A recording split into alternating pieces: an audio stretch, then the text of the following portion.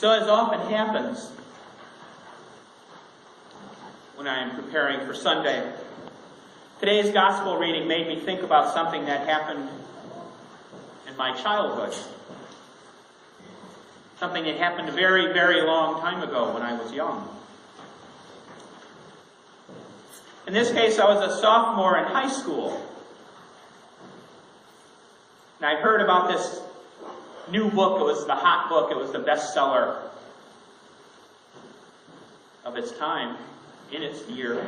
And I decided to check it out. It was a book called The Late Great Planet Earth. You might have heard of it. It was written by a guy named Hal Lindsey. It was co-authored, or ghost-written perhaps, by a woman named Carla Carlson. And if you're not familiar with it, the book was based on Scripture. Particularly, it was based on interpretations of portions of Daniel and Ezekiel and Revelation and some of the Gospels. And in this book, Hal Lindsey presented what seemed to be a very well-crafted argument that biblical prophecy pointed to the second coming happening very soon. Very soon. Although he never gave a date, he was a little smarter than people in the past who had given dates and then watched them go by. He never gave a date, but he kind of gave me the impression that it was going to be sometime in the 80s, probably. And because I was young and impressionable, the book fascinated me and it scared me all at the same time. See, I enjoyed reading history. I enjoyed reading biblical history. And to me, at least at the time, the book was really, really fascinating because I enjoyed seeing how the Scriptures could be interpreted and then woven together from all these diverse books in the Bible. And they could be woven together into what seemed like a reasonable picture of the future.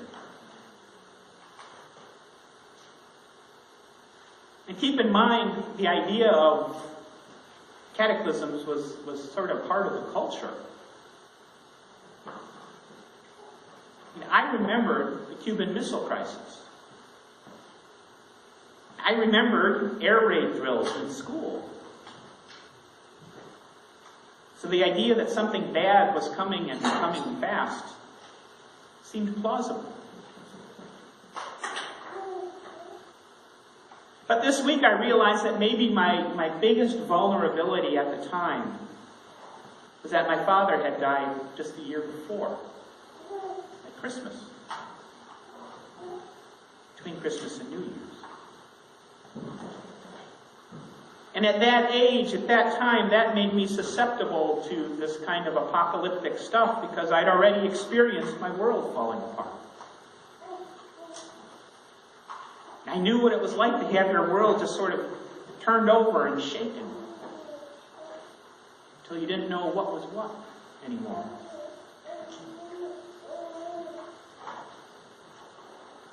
So I believed in this book. And I spent my high school years, among other things, anticipating the end of the world. I don't want to keep you in suspense. It didn't happen.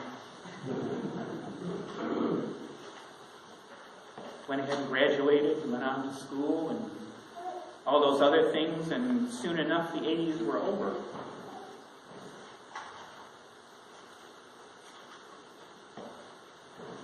So the world didn't end the way Hal Lindsey predicted that it would, or the way he said the Bible predicted that it would.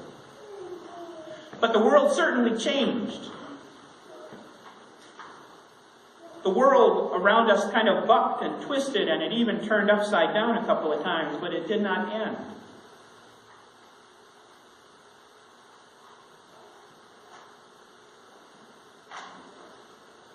Now, this week I learned from Wikipedia, which of course means it's true. Because because that is the source of all knowledge.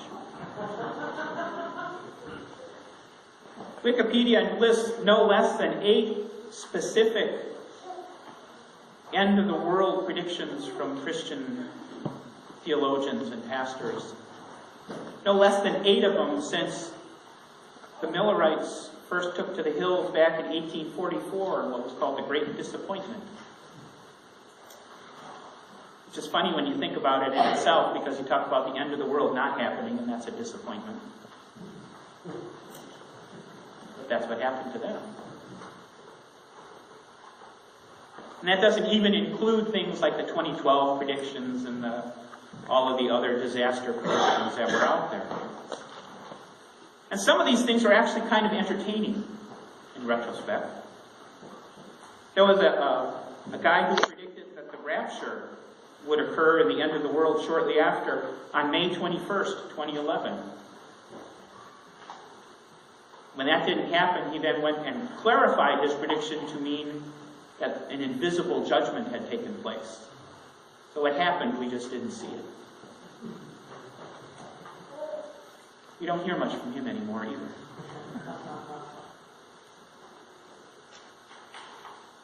But Hal Lindsey and these other doomsayers, and that includes the modern ones, the contemporary ones who spend so much time and effort dissecting these 2,500-year-old scriptures to see what they predict about the future. These guys have all really missed the point, haven't they? All of these Bible-based prophecies or interpretations of Bible-based prophecies missed the point which is made by Jesus himself right here in Matthew 24:36. When Jesus says, "About that day and hour no one knows, neither the angels of heaven nor the Son, but only the Father." Now, I might be off base. I often am. But I'm thinking that if God didn't feel the need to fill Jesus in on this information, if God didn't tell his own Son when the world would be ending, then God probably wasn't whispering those kinds of details into the ears of these other writers.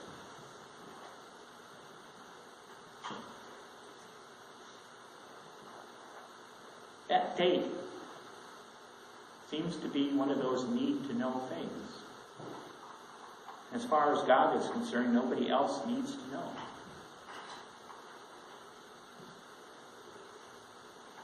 I was thinking this week that this passage that we read today comes after Jesus has already given his disciples signs of what to watch for. And as I was reading today's passage, I was wondering if Jesus was starting to have some regrets about those things that he had said. Wondered if Jesus was feeling like a parent who says, and maybe you parents out there have made this mistake in your life at some point, a parent that says, we can go to McDonald's, but only after I finish this errand. You know what happens then? You spend the rest of the time fending off questions like, are we done yet? When will we be done? When do we go to McDonald's? At that point, Jesus was already stuck. He'd already told them these other things, so to me it's almost like he's saying, nobody really knows when this is going to happen. So just kind of relax a little bit.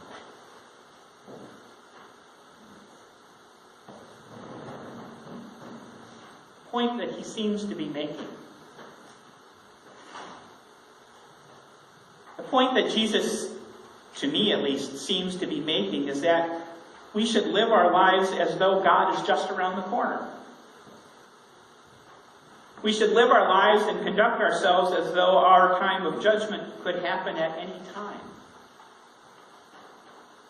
Not that it's going to be happening in this specific time, but you just don't know. Have you seen the bumper sticker that says, Jesus is coming? Look busy? That's kind of what Jesus was warning about, I think. He's saying, you know what? Don't wait till the last minute to start behaving like a child of God. Change your life. You already know these things, so change your life now, not in anticipation of some apocalypse just around the corner, but in appreciation for what Jesus Christ has done for you now. Change your life now. Live a righteous life now. Not because the end might be near, because it's the right thing to do.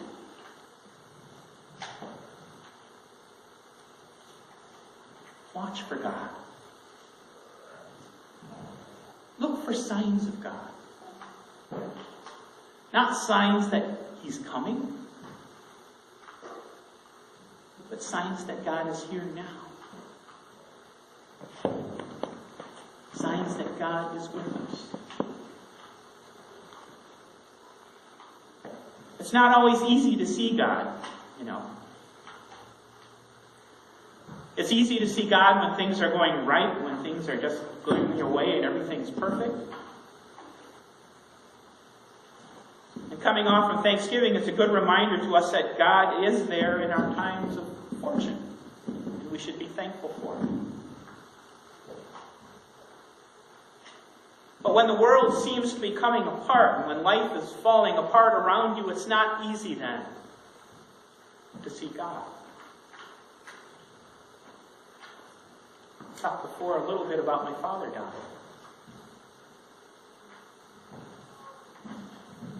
I was struggling at that time to see God. But those are the times when you have to look really hard. Those are the times when you have to be willing to accept that just because God hasn't stepped in and made everything better right there at that moment the way you wanted them to be, that doesn't mean that God isn't there, that God doesn't care.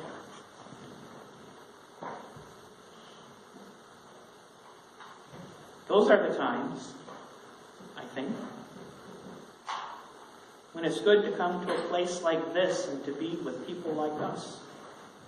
People who can tell you that, yeah, they've seen God. They can tell you where they've seen God in the world around them. It's part of what we do for one another in church. Part of what we do for one another as Christians. We remind each other that God is here. We remind each other that God still cares. There's a writer named David Lowes, and he puts it very well, I think. He said, the promise throughout Scripture is that God reliably meets us at our point of greatest need and accompanies us even and especially in the most difficult of circumstances.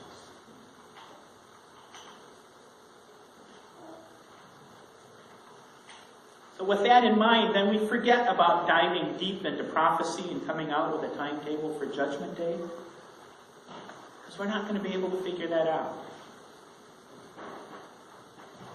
Jesus very plainly says, you know what? That information isn't for you.